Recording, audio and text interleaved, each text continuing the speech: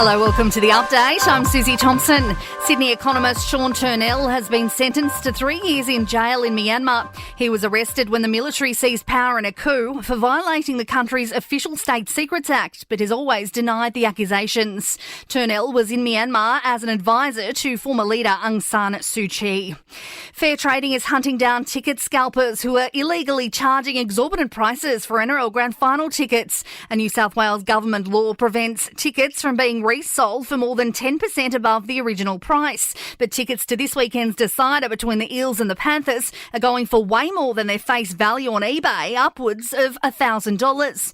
A lawyer for the NRL has contacted Fair Trading, and Commissioner Natasha Mann is putting resellers on notice. You're exposing yourself to a $22,000 fine. Anyone buying a ticket in breach of the code could be refused entry to the stadium. Australia's privacy laws could be upgraded by the end of the year in response to the Optus cybersecurity breach. Telecommunications companies used a 100-point system to verify the identity of new customers. That data is kept for up to a decade, even if the customer no longer uses a telco's services. Federal Attorney General Mark Dreyfus believes the regulations need to be reviewed. If the only purpose was to identify the customer, you can well ask, why should companies go on keeping that really personal information? And we're looking at reforms to the Privacy Act. Energy giant AGL will close its coal-fired power station in Victoria's Latrobe Valley 10 years ahead of schedule. The closure will mark the end of coal-fired electricity generation in Victoria. The timeline for the closure of the Bayswater power plant in the New South Wales Hunter Valley remains unchanged. And in the US, more than 1 million Florida residents are without power as Hurricane Ian makes landfall. The Category 4 storm is packing winds of close to 250 kilometres an hour. In sport, the reality of being crowned the game's best player is still sinking in for Cronulla halfback Nicho Hynes.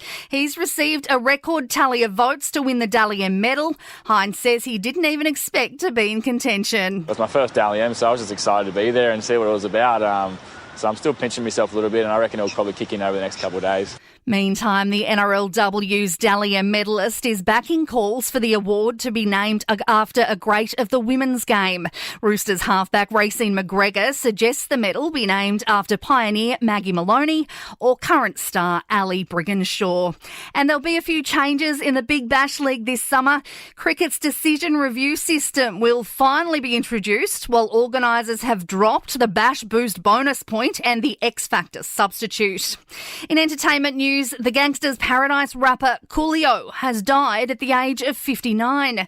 While a cause of death has not been confirmed, it's believed he suffered a cardiac arrest while visiting his longtime manager in LA. And Elon Musk has topped the Forbes rich list, knocking fellow billionaire Jeff Bezos from top spot. He's now America's richest man with an estimated wealth of $251 billion. And that's the latest from the Nova podcast team. We'll see you later on for another update.